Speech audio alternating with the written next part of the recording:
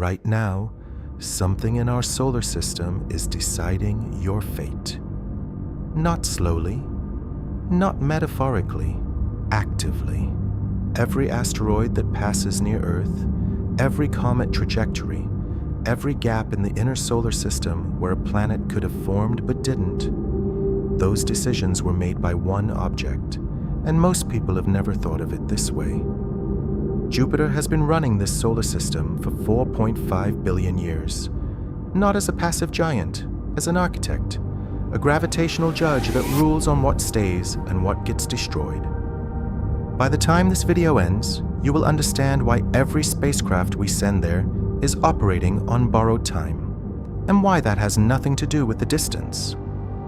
Jupiter is not the largest planet in our solar system. It is the solar system, with some debris around it. Start with the numbers. Without them, nothing else lands. Jupiter contains more mass than all other planets combined, twice over. Every planet, every moon, every asteroid, every comet drifting through the outer solar system. Jupiter outweighs all of it, and then doubles it. If you lined up 1,300 Earths in a row, you still would not fill Jupiter's volume. If you placed every planet on one side of a cosmic scale and Jupiter on the other, Jupiter wins, easily. But here is what almost no one tells you. Jupiter almost was not a planet. During its formation, if Jupiter had accumulated just 80 times more mass than it currently has, nuclear fusion would have ignited in its core. Not a planet, a star. Our solar system would have been a binary system. Two suns. Earth, as we know it, would likely never have formed. Instead, Jupiter stopped just short of that threshold. It became something arguably more dangerous than a star. A gas giant with no surface, no solid ground, no place to land, and a gravitational influence that shapes everything within range. This is not a planet that grew too big. This is a star that failed and left something more unpredictable in its place. Jupiter's mass is 318 times greater than Earth's. At that scale, gravity does not just pull, it decides. Look at Jupiter long enough and you notice the storm. The red one. The famous one.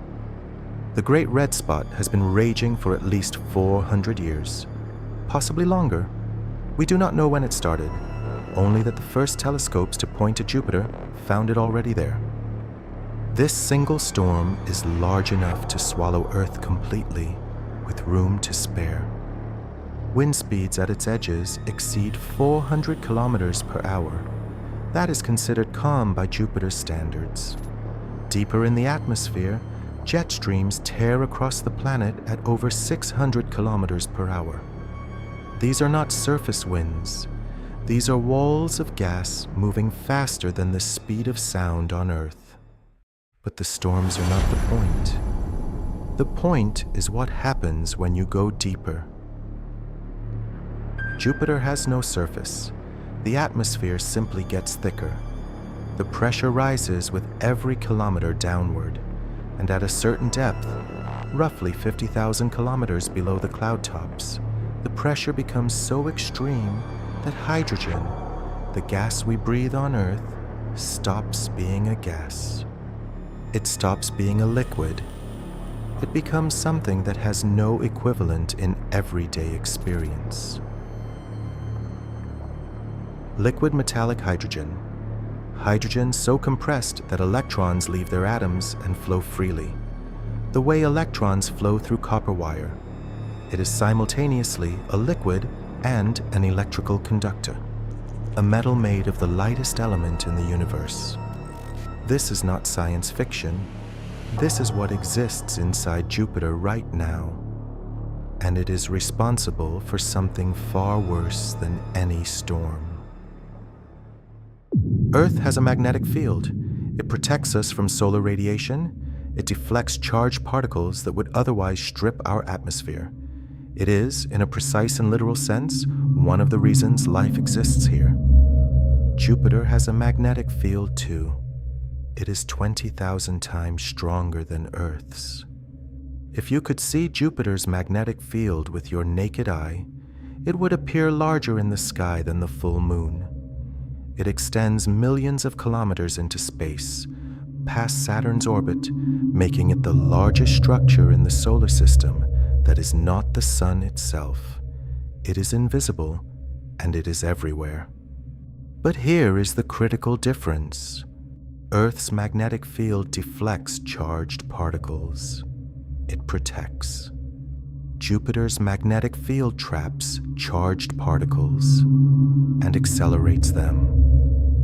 The solar wind constantly bombards the solar system with high-energy charged particles. Earth deflects most of them. Jupiter catches them. Then it uses its rotating magnetic field like a natural particle accelerator, pushing those trapped particles to near-relativistic speeds. The result is radiation belts that would kill an unprotected human in minutes. Not hours, minutes. This is not metaphor. This is measured physics. And the next time a spacecraft approaches Jupiter, those are the exact conditions it must survive. When NASA's Juno spacecraft entered Jupiter's orbit in 2016, engineers built it a radiation vault, titanium, 200 kilograms of shielding, just to protect the electronics. And even then, even with 200 kilograms of titanium, Juno can only make close passes for a few hours at a time. A few hours. Then, it has to pull back before the radiation begins threatening its systems. Here is what changes your perspective on all of this. Juno has been orbiting Jupiter since 2016. Years of data, thousands of images, groundbreaking science. And in that entire time, it has never simply stayed close. Every single close pass is a calculated risk, managed by engineers who know they are sending their spacecraft into a kill zone and timing each exposure down to the hour. The Galileo probe, which plunged directly into Jupiter's atmosphere in 2003, received a radiation dose equivalent to 25 million dental X-rays before the pressure crushed and vaporized it. 25 million in the time it took to descend. We keep calling Jupiter a gas giant. The label is accurate, but it obscures something important. Jupiter is a radiation environment first, a weather system second, a gravitational anchor third. The gas is almost incidental. Every mission to Jupiter is, in a precise and literal sense, a mission into a place designed to destroy what we send there. We go anyway, because the science is worth it, but we should be clear about what we are sending those spacecraft into. Jupiter's violence is not limited to what enters its atmosphere. It extends across the entire solar system. It has for 4.5 billion years. Early in the solar system's history, Jupiter did not stay where it is now. It migrated inward toward the sun, sweeping through what would become the inner solar system. Scientists call this the Grand Tack hypothesis. During that migration, Jupiter destroyed or ejected most of the material in the inner solar system. This is why Mars is small. Mars should have been larger. The material that would have built it was cleared by Jupiter's gravitational influence before it could accumulate.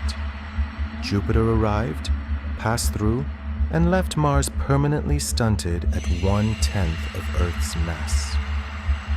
The asteroid belt between Mars and Jupiter is not the remnant of a destroyed planet.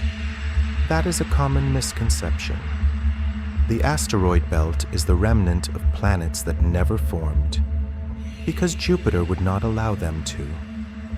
Every time those rocks tried to aggregate, Jupiter's gravity disrupted the process. This is the Jupiter effect at its most fundamental. It does not just destroy what exists, it prevents things from existing in the first place. But Jupiter's gravitational influence is not only historical, it is ongoing. Comets, asteroids, rogue objects drifting through the outer solar system. Jupiter either absorbs them, flings them toward the Sun, or ejects them from the solar system entirely. It acts as a gravitational gatekeeper for everything in the inner solar system. In 1994, we watched this process in real time. Comet Shoemaker-Levy 9 was captured by Jupiter's gravity, torn into 21 fragments, and pulled in. One by one, those fragments struck Jupiter's atmosphere at 60 kilometers per second. The impact scars were larger than Earth. The energy released was equivalent to millions of nuclear weapons.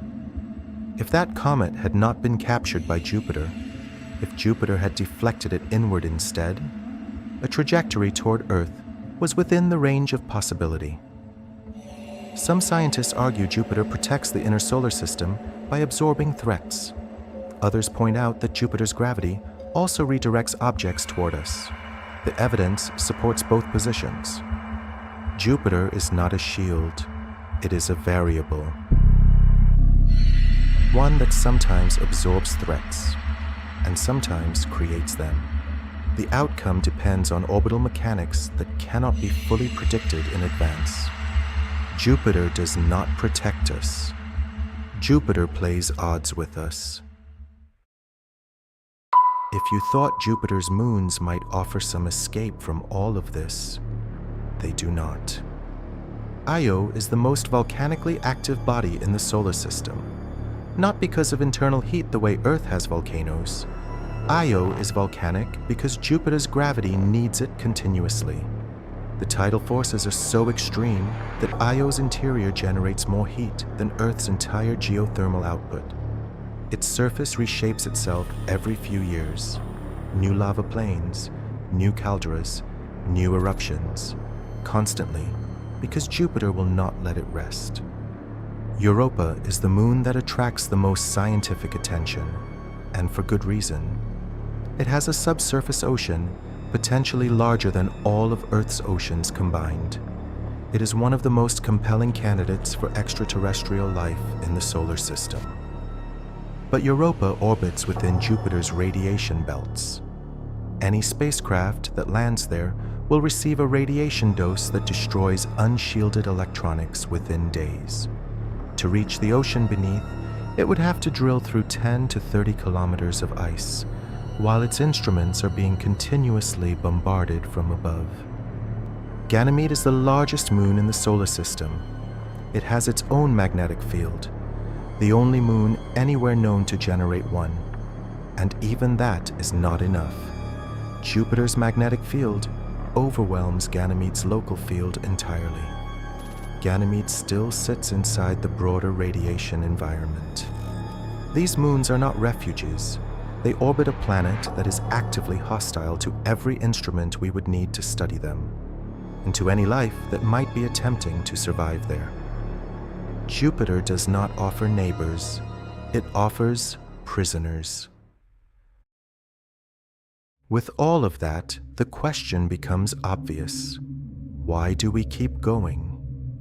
Because the things that make Jupiter terrifying are also the things that make it scientifically irreplaceable. That liquid metallic hydrogen interior. It is the only place in the solar system where we can study how gas giants actually form. Gas giants are the most common large planets in the universe. Understanding Jupiter means understanding the architecture of planetary systems everywhere. The radiation environment is a laboratory, a natural particle accelerator we cannot replicate on Earth. The data Juno has returned since 2016 has already overturned assumptions held for decades. Jupiter's core is not solid, it is diffuse, fuzzy, still absorbing material from impacts billions of years ago. The storms penetrate hundreds of kilometers deeper than we expected. The aurora at Jupiter's poles is powered in part by volcanic material from Io, ionized and funneled along magnetic field lines. Every close pass Juno makes is borrowed time spent well. Here is the thing about Jupiter that takes time to fully absorb. It has been doing this for 4.5 billion years. We opened with that number. Now you understand what it means. Jupiter was here before life on Earth existed. It has been deciding what enters the inner solar system, what gets absorbed, what gets ejected, and what gets destroyed, for longer than complex life has existed anywhere on this planet. It will still be doing this long after we are gone. When you look at Jupiter in the night sky, that bright, steady point of light, you are looking at something that has never stopped being violent, never stopped being active, never stopped shaping everything around it. A storm that has been raging for centuries.